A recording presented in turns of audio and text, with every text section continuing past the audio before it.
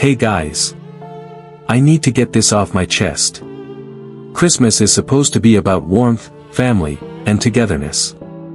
For me, last year's Christmas was the night everything broke apart, when years of suppressed tension between my daughter and me erupted into something public, humiliating, and irreversible. I'd been holding on to hope, thinking maybe, just maybe, the holiday spirit could bridge the gap between us. I couldn't have been more wrong. The house looked perfect that night. Candles glowed softly in the dining room, casting a warm reflection off the polished silverware. The turkey I'd basted all afternoon was golden under the chandelier. I wore my best white dress shirt, the one Evelyn always liked, because I wanted this Christmas to honor her memory. Lauren sat across from me with Daniel, their kids Sophie and Lucas squirming in their seats.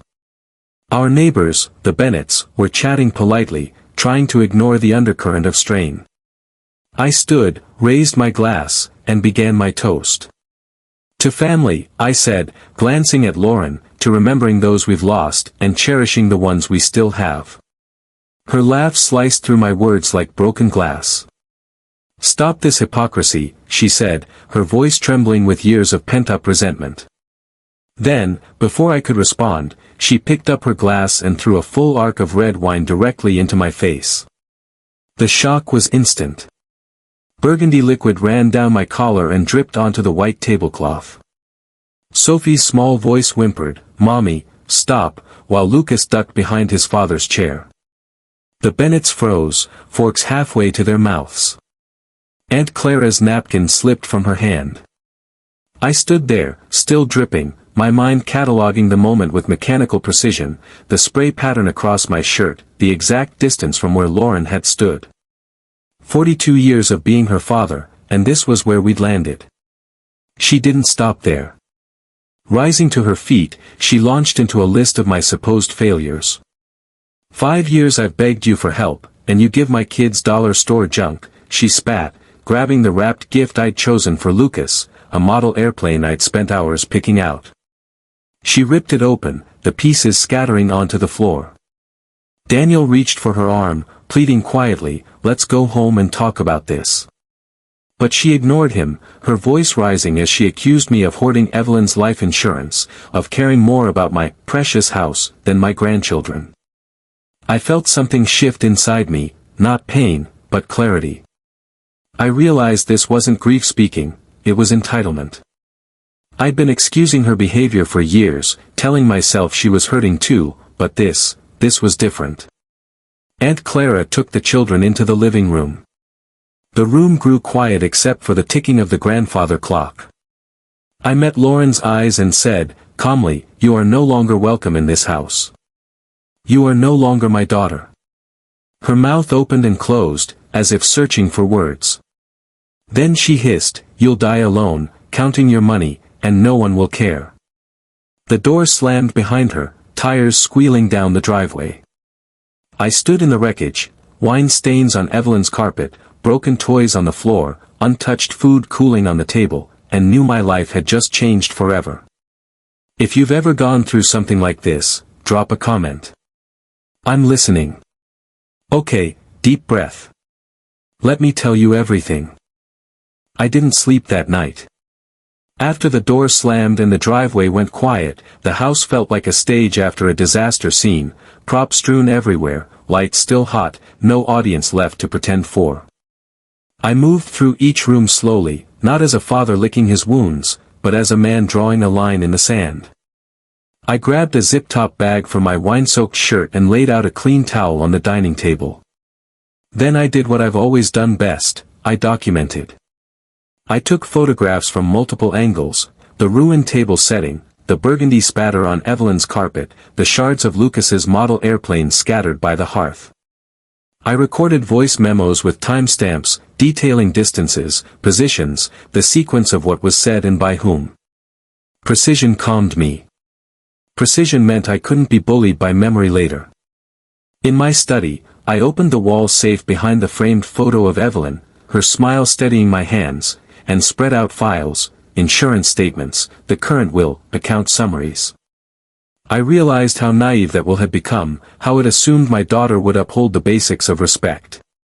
I pulled a yellow legal pad closer and started 3 lists: assets to protect, behavior to document, and, next steps, legal. I underlined legal twice. Then I placed my phone on the desk and waited.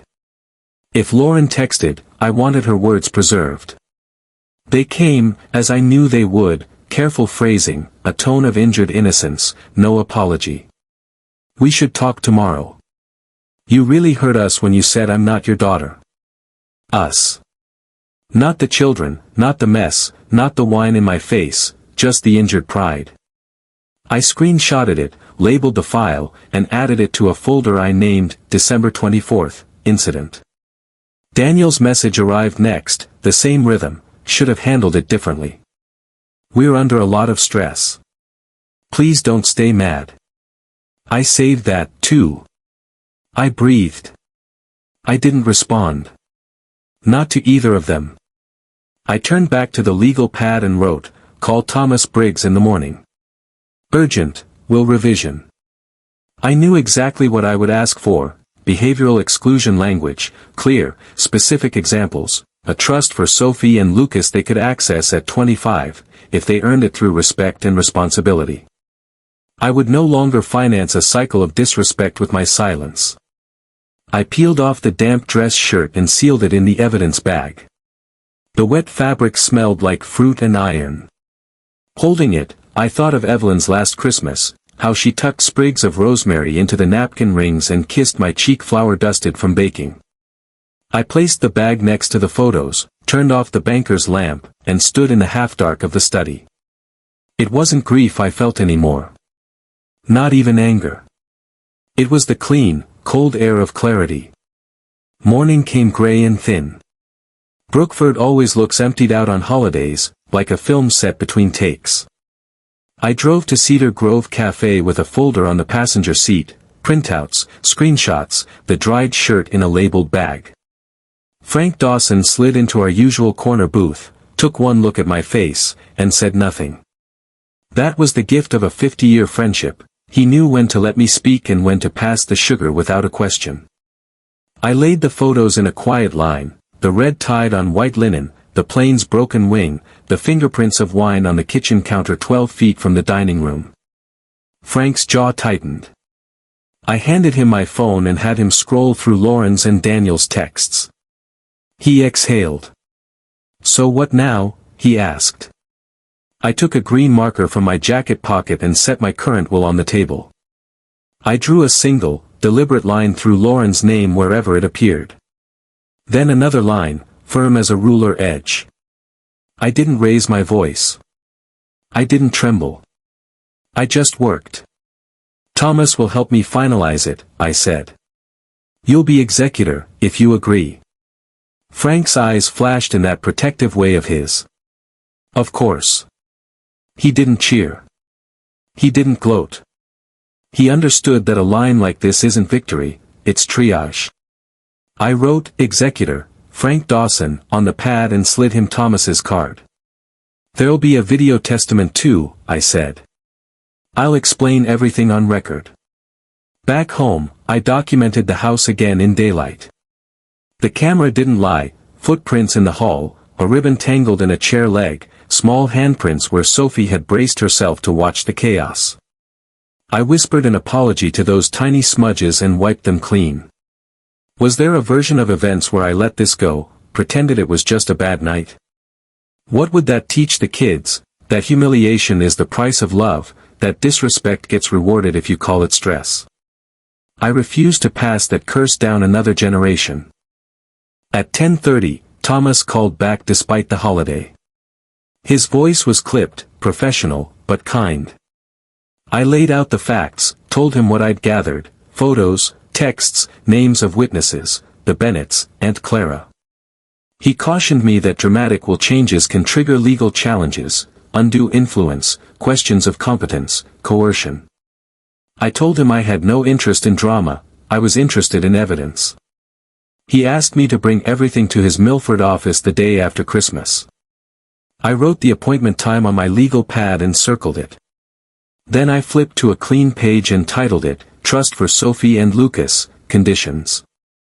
I wrote, character, gratitude, responsibility. I imagined them at 25, not entitled, but steady, unafraid of work, safe from the storm their parents kept summoning. That image steadied me more than any toast or prayer could. The phone buzzed again. Another message from Lauren, this time longer, performative, insisting she'd only made a scene because she felt ignored. Not a word about her children's tears. Not a word about the Bennets hurrying out, about Aunt Clara managing the tremble in her own voice as she buckled Sophie's coat. I'll listen, I typed and deleted. I'll consider, I typed and deleted. Instead, I created a new folder on my desktop, Communication, Post, 24 December. If she reached out again, I'd keep it. Everything would be archived, not to nurse resentment, but to prevent revisionist history later. I had learned the hard way that recollection is a slippery witness. Paper remembers. By afternoon, the house no longer looked like a disaster, just a home between holidays. I changed the batteries in the grandfather clock. I gathered the wrapping paper into a neat bag for recycling. I placed the model airplane pieces in a small box and wrote, "For Lucas," when ready, on the lid. That mattered to me, leaving open the door for a different future for those kids. They were not the ones who had to pay for their parents' choices. The next day, Frank and I rode the elevator to the 20th floor of a glass building in downtown Milford.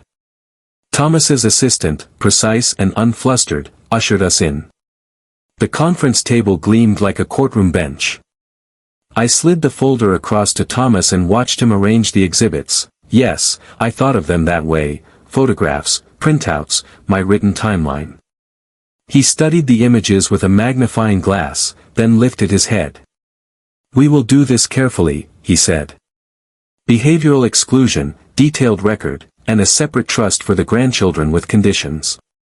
Also, a video statement from you." He turned to Frank. "Executor is a responsibility. Are you willing?" Frank nodded once. I felt more relief than triumph. Process is a mercy when you've been living at the mercy of someone else's mood. Thomas warned me to avoid confrontation during the transition.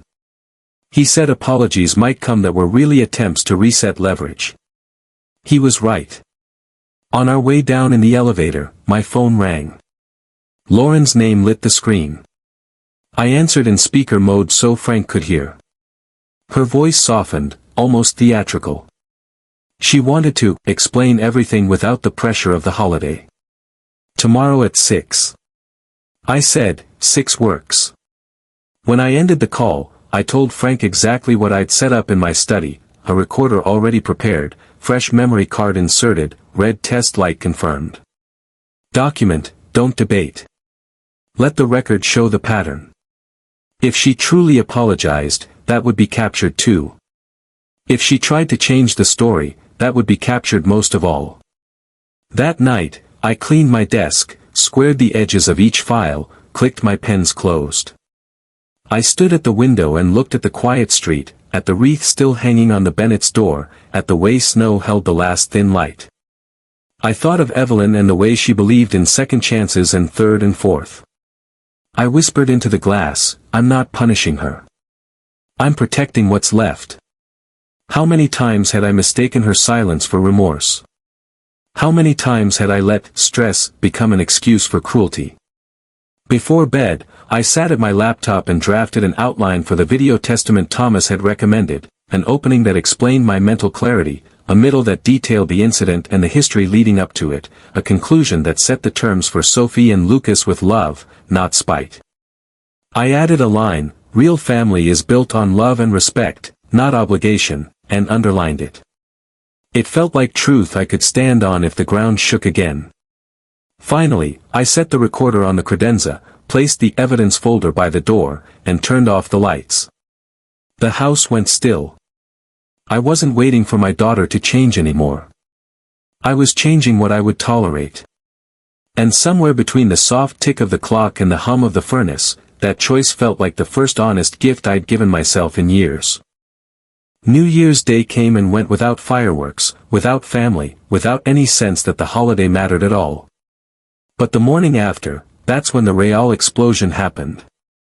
I was in my study, sipping coffee and replaying the recording from Lauren's visit the night before. Her apology was all wrong, too measured, too polished, like she was auditioning for the role of a repentant daughter.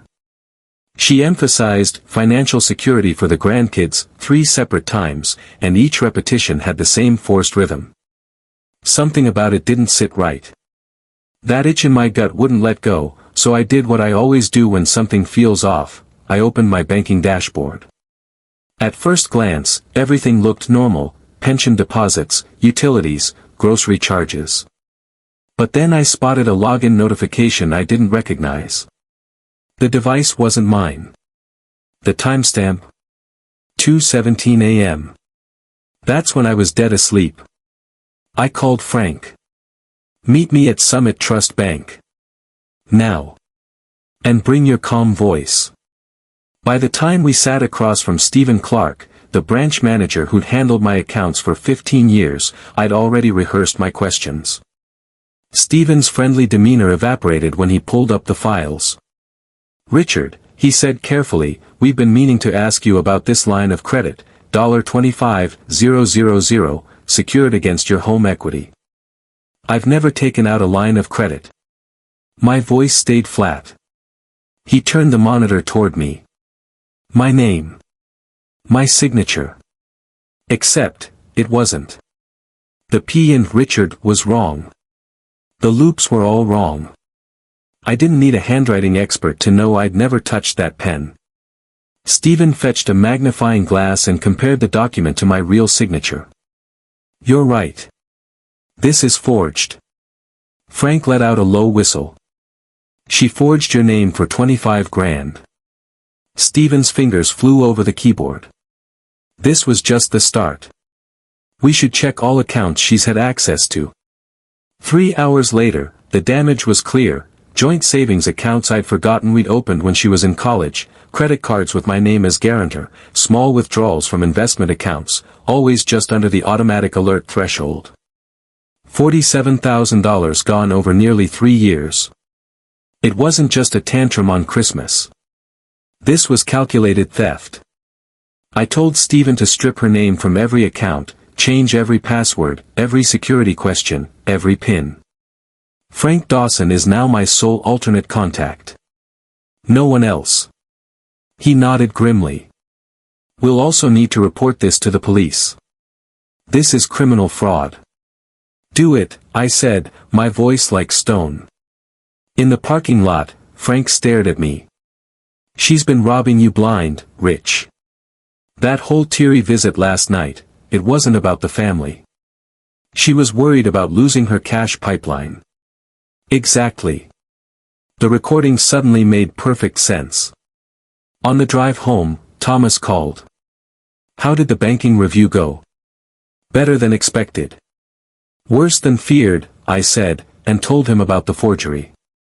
His tone sharpened. "That strengthens our position significantly.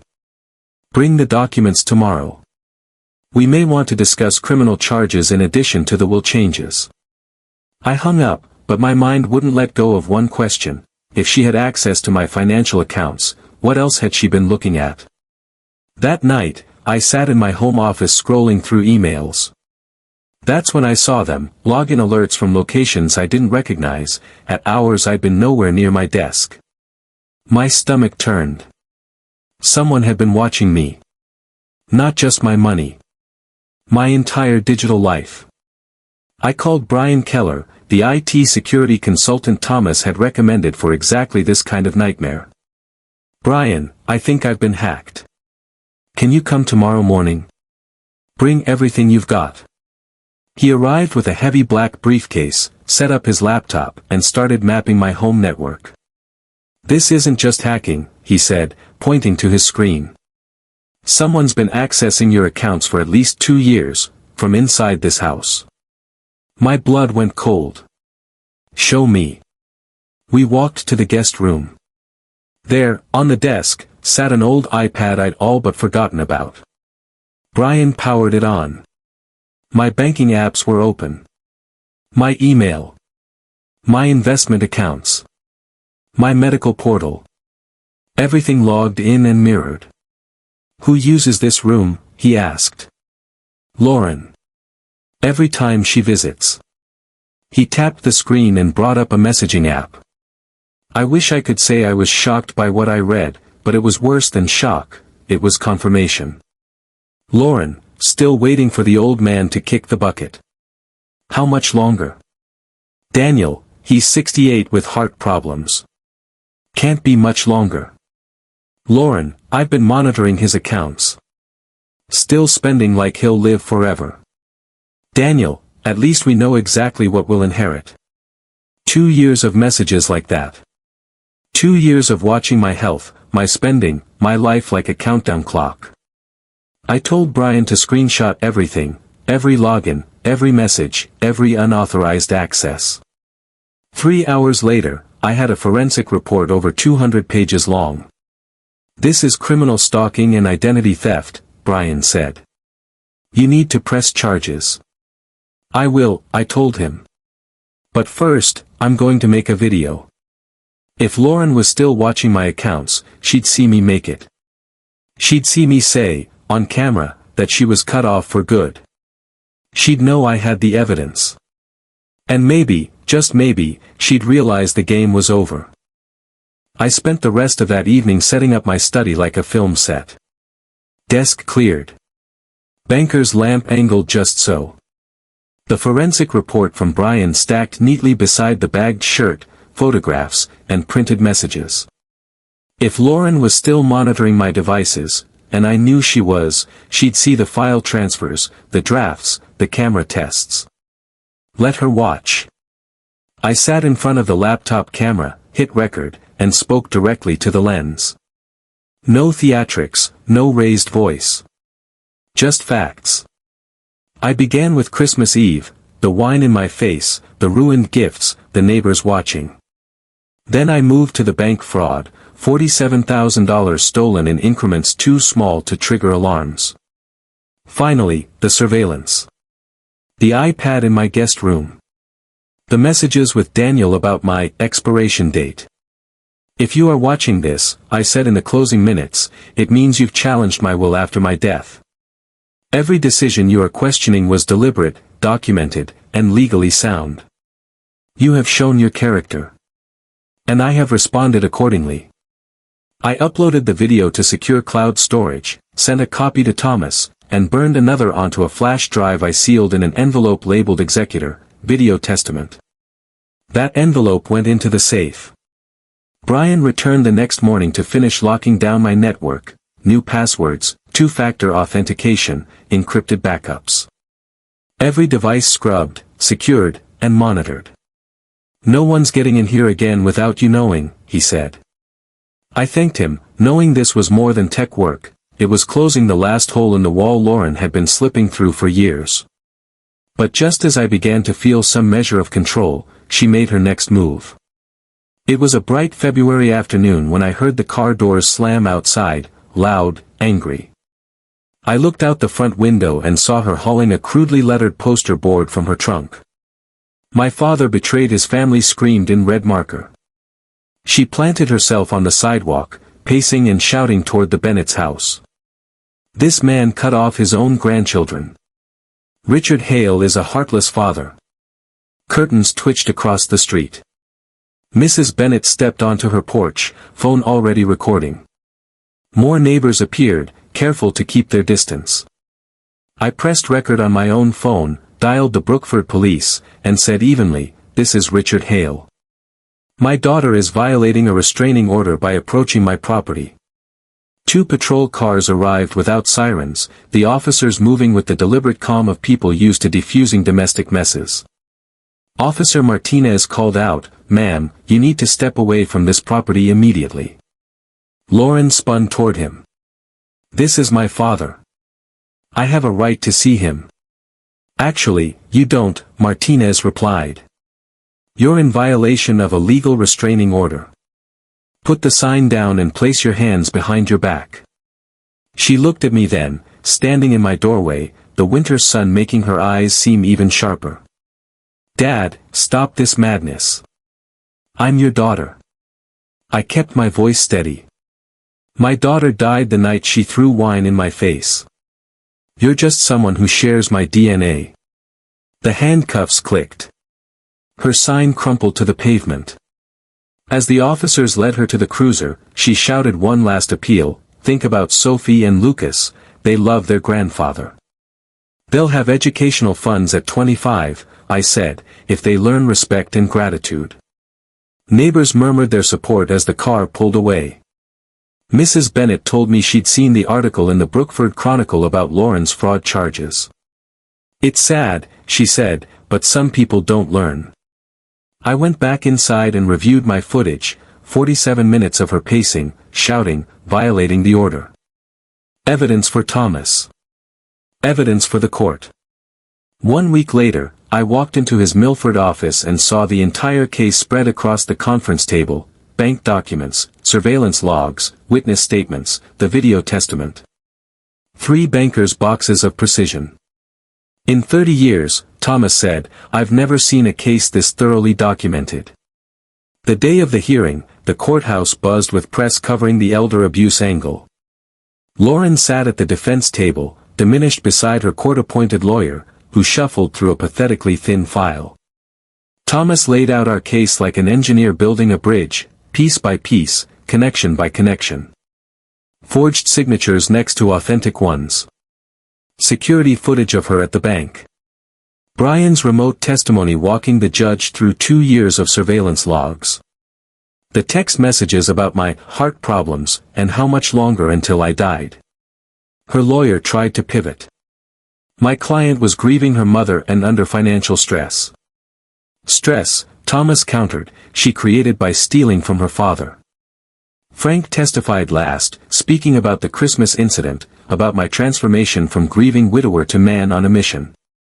The judge listened, stone-faced, before delivering the verdict. Criminal conviction for violating the restraining order, with community service and extended protection. Full validation of my new will, all challenges dismissed. Legal fees awarded to me, further worsening her financial position. Outside, cameras caught my statement: real family is built on love and respect, not genetics. My grandchildren will have support if they earn it. For the first time in over a year, I felt peace, not the fragile kind that needs defending, but the kind you build brick by brick, with no doors left unlocked for chaos to walk through. Christmas Eve, 1 year later, didn't feel like an anniversary of disaster, it felt like proof that I'd survived it. The dining room, once the stage for humiliation, was warm and alive again. This time, the table wasn't set for people who saw me as a walking bank account. It was for people who chose to be here because they valued the seat, not what they could take from it. Frank arrived first with Ruth, his new partner, both carrying trays of food. "Don't even think about telling me where to put these," Ruth teased, already claiming counter space. Brian and his wife Sarah followed with their 6-year-old son, Tommy, my self-proclaimed engineer in training. Aunt Clara came in next, hugging me like she'd been saving it for a year. The Bennetts crossed the street with a bottle of wine and a plate of ginger cookies. Even Detective Harris showed up, grinning under the mistletoe like someone who'd found family outside the badge. At each place setting, I laid a sealed manila envelope. Inside was a simplified version of my will, final, signed, airtight, so that everyone here knew exactly where they stood and why. Before dinner, I stood at the head of the table, in the same spot where I'd been drenched in red wine 12 months ago. "Last Christmas," I said, "I learned that blood alone doesn't make family. Tonight, I want to honor the people who've earned their place in my life through love, respect, and loyalty." Tommy tore into his envelope first, reading with the earnestness only a child can muster. "Tommy Keller will receive Uncle Richard's engineering books and workshop tools when he turns 18, if he keeps asking questions and stays kind." Laughter rippled around the table. Frank's envelope named him as executor and heir to the house, with instructions to maintain it as a gathering place. Brian's granted him my tech assets, along with a college fund for Tommy. Aunt Clara's held family photographs and heirlooms Evelyn had cherished. The Bennets would inherit Evelyn's greenhouse and garden. This, Ruth said quietly, is what family should look like. We clinked glasses, wine and apple juice alike, and the sound didn't carry any of the brittle edge it had the year before. Dinner felt like a series of small gifts, no performance, no walking on eggshells. Conversations moved from Tommy's latest invention, a cookie-powered rocket, complete with crayon schematics, to Detective Harris's stories from the department's holiday charity drive. We laughed, we passed dishes, we argued good-naturedly about the best pie flavor. Not once did anyone mention Lauren, or the hearings, or the newspaper coverage. That chapter was closed so tightly it no longer cast a shadow over the room. After dessert, Sarah and Ruth packaged leftovers while Frank and Tommy sketched rocket upgrades on the back of an envelope. I slipped outside for a moment, into the crisp December night. Brookford's sky was clear, the stars sharp enough to feel close. Across the street, the Bennets' lights glowed warmly, and I thought of the first time they'd seen me at my worst, wine dripping down my face, my voice shaking with the weight of a decision I couldn't take back. Now, the house behind me was full of people I trusted. I'd rebuilt the holiday from the studs up, with the kind of foundation Evelyn would have approved of, strong, steady, and open to those who chose to belong. Uncle Richard. Tommy's voice carried through the doorway. Come see the rocket, it's got cookie fuel. I smiled at the stars one last time and went back inside. The grandfather clock struck 9, not as a reminder of endings, but of beginnings, proof that even after the ugliest betrayals, it's possible to build something worth celebrating again. A year ago, I thought family was something you were stuck with. That DNA, no matter how damaged the relationship, bound you to people in ways you couldn't change. I don't believe that anymore. I've learned that family is a choice you make daily, through respect, kindness, and honesty. And when those things are missing, no amount of shared blood will make up the difference. The decision to cut Lauren out of my life, and my estate, wasn't born out of vengeance. It was about ending a cycle before it swallowed the next generation. It wasn't easy.